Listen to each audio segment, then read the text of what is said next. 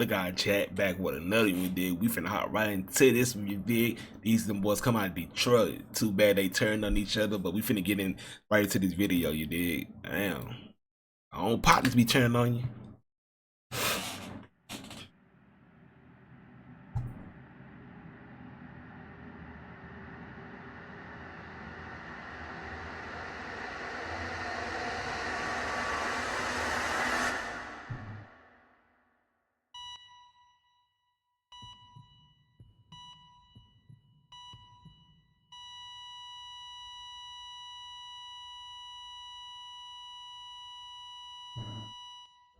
Me and Dallas, or me and TJ used to be in the room talking about this shit. You feel me? I smacked the dog shit out that little nigga. I think the nigga laced, bro. I don't know. He called me lacking. Why he didn't do nothing? You don't want to fight me. It's really sad that we even like this, bro. It's pathetic, bro. Dynamic duo. When you think of one, you think of the other. They dreamed big together, grinded together, looked out for one another like brothers, or so it seemed. From fans to foes, where did it all go wrong? Let's analyze. Before there was a TJX6, the name Casher Quan was ringing bells in Detroit. Teenage Quan was scamming and rapping about it as fast as he could get to his nearest Western Union. With gritty and uncut songs that represent Detroit in the time period they were. Let's shout out to Detroit. Jug Money, Sheesh, with over 1.5 million views, Underrated and Fed Up with 1.1 million views respectively. Flip side, a young TJ with diminishing hoop dreams looking to learn new skills finds an opportunity with an online friend who knows a method using Instagram. That's crazy. Will launch his scam career. The aforementioned Quan would catch the attention of a young TJ. TJ would antagonize Quan, leading Quan to add TJ to his IG Live for a friendly back and forth flashing money. Camaraderie would be formed, and with Quan already knowing 10K Kev, TJ's brother, who also raps, them linking up and recording songs would be a given. Quan claims the three in this time period would come up with TJ's name. They would eventually drop songs like Hit Western Union and Can't Keep Up. At this point, Quan's perfected his initial underground sound, Kev doing what he does best, and TJ picking up from the two with his own sauce sliding on beats. This time period would prove pivotal in all three of their careers, molded them for what's to come. After making songs with Kev, Casher, and a few of his own, TJ would drop an album. This will hold a legendary song for his career. He would release the audio for Swipe Story, with it doing well, but not astronomical as it would soon in the future.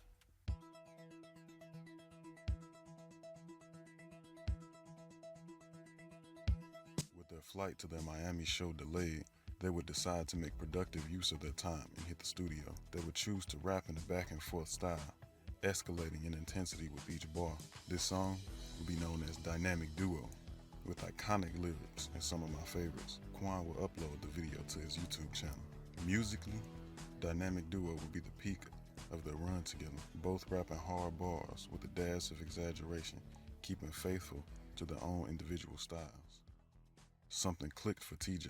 Breaking down the feedback from Swipe Story and analytics from Dynamic Duo, TJ with a vision and a plan decided to amplify the exaggerations and take it to the next level. Similarly to how Keith didn't invent drill, Pac-Man did, but Keith added his own sauce and took it to the next level. TJ would rap about scamming in detail, even going as far as showing the steps of the lyrics in the video. This would end up being Darkwell, the song that presented TJX6 to the world. In the midst of this, TJ would work on his next album, Under Pressure. He would get booked for a show out in LA, leading to his arrest by the U.S. Marshals Damn. live on stage. That's crazy. As soon as the world heard of this guy, he's already getting locked up for his antics. Quan and Kev will have a song ready titled Free TJX6, with Quan claiming the events of his newly released song, Swipe Story, was the cause. TJ will be released and drop Swipe Story's official music video, skyrocketing the song, all the while the event being nothing more than a stage promo orchestrated by the three. By December, with all this new hype, it was only right that they would team up again and make a sequel to Dynamic Duo. And just like any sequel, big ass it has to lighter. top its predecessor. TJ and Quan would go over the top with even more exaggerated one-liners and a more playful video. It wouldn't top the original, but still do well respectfully. This song I feel Quan regrets the most. Unlike today's age of rappers getting robbed as promo, i.e. Von off 1700 and G Herbo, making one-off meme songs like Clown by Baby Tron, Quan came from an era where, as a rapper, your image in the streets is everything, and the streets is very judgmental. This image, which I'll explain in his own video, is why I feel Quan would eventually step back from making music. 2020, even in a worldwide pandemic, it would initially be more of the same for the two, making songs like Dynamic Trio as a feature, but it seems more like a 2.5.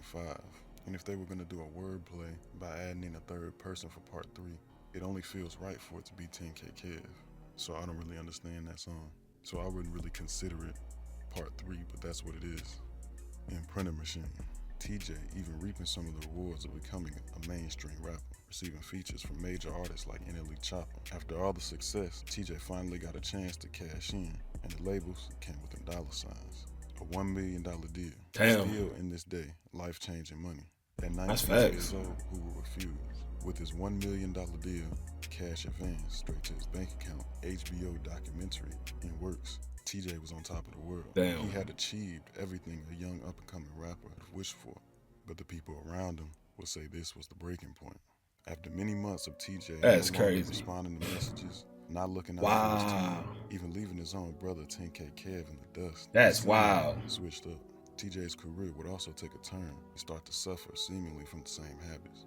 Up until now, Kev has been pretty low-key in the story, but adding major contributions. I don't even think TJ would have rapped if it wasn't for his brother's influence. That's He sad. bridged the gap between TJ and Quan. He's truly the third member, but knows how to sit back and play his role. Flipping to Quan, he would allege TJ would never fulfill promises that they made planning their come-up. TJ never broke bread, claiming TJ promised Lame. when the money hit, he would slide him $50K off the strength of their bond. TJ would even confirm the fact that Quan was not getting paid for shows he appeared at with TJ. Frustrated, after TJ would take weeks to respond, flaky on promises, and feeling like he's begging his own friend. And for Kev, Hey, nigga, that lame as fuck, boys. Especially when you got out the mud with them boys. You supposed to look out for your people, especially the ones that was right there with you. That, bro, you lame as fuck for that, Jack. his own brother, to You protect lame the as favor fuck. they once extended to him. Ultimately, Quan and Kev would choose to distance themselves, but keep in contact with each other. Quan would spill some of that frustration to the media, even creating a diss record. Up until now, we haven't talked much about TJ's perspective, but honestly, he didn't say much. TJ knows how to generate a buzz, and with hype dying down, he used this as an opportunity to do just that, hyping up a tell-all interview and a song along with it, aimed to clear the air and targeted at Quan and Kev. TJ would label Kev as a snake and a snitch, and wrong for picking Quan's side over his own brother. As for Quan, I'll let TJ explain himself. The Castor Quan, why you going on interviews? Said when I got my deal, I ain't give you no money, dude. Nigga, I'm the only reason you wear designer clothes and shoes. Okay, no, that's cap, but you know what I did for you. Nigga said he took 30,000 from me, what you lying for? Nigga, you been rapping 7 years, ain't get signed. Why you gonna do an interview with Say Cheese looking bitter? Nigga, you wouldn't even have a chain if it wasn't. My manager signed her to a distribution deal for only 20K. When I signed, I used to wake up and sell you 2,000 every day. I used to buy your lean, your clothes, and your place. Going on the interview and talking about me, niggas really when I took you on my tour, niggas always used to complain. Talking about, man, why I ain't making no money today? Jury, nigga, then you pay like 5,000 for that chain? Kev would be the last to reply with a diss, claiming TJ switched up, brought Kev into this beef, and is an addict. With that, the ship officially sank. TJ achieved fame and success at a very young age. He had 6 years before his brain even fully developed. Once you have and others don't, you can feel as if giving is never enough, and everyone and their mama wants a cut. His mistake was not putting his people in position to win. People, whether you notice it or not, working with you, making suggestions on your career, putting aside time to help you in any way they can, maybe not always in a monetary form, or making investments in your future. That doesn't always mean they need a payout, but if you allowed them to before success and receive benefits in return, it would only come natural to return the favor. You don't necessarily have to give out money in return, but That's you give an facts. opportunity that opens doors, and they won't need to ask. Kev at some point wasn't even in the picture anymore, and TJ admitted to two very key factors. Quan wasn't getting paid in later shows, and he expressed this to TJ. Second, TJ's manager signed Quan to a very shitty deal. 20K is pennies on the dollar for everything Wow. TJ had been through. The least he could have done was get Kev and Quan booked to his shows That's as facts. undercards, so everyone eats. It would only make sense their sounds complement each other.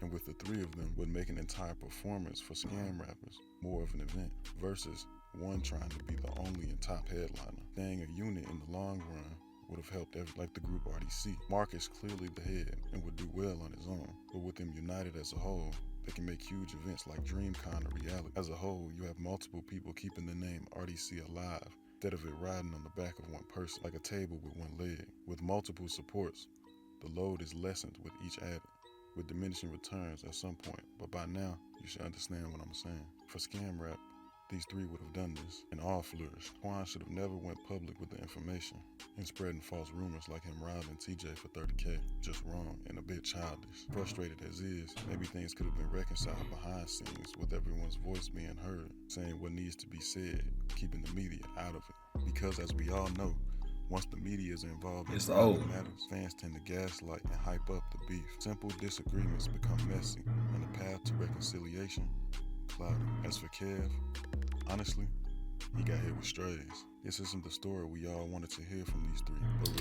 Hey, that shit crazy, bro. You be your own partner, bro.